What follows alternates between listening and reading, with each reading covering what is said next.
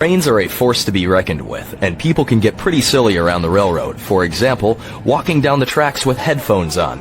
Motorists often try to beat the train at crossings, and if it's a tie, you lose. For this reason, locomotive engineers are legally required to blow their horns at crossings at least 15 seconds before they reach a crossing in the sequence of long, long, short, long, and the last blast should cover the crossing. For a time, railroads tried to select horns that both sounded pleasing and effective, and so quite a wide variety of horn types were produced by both Nathan Airchime and Leslie Controls. Here's some examples.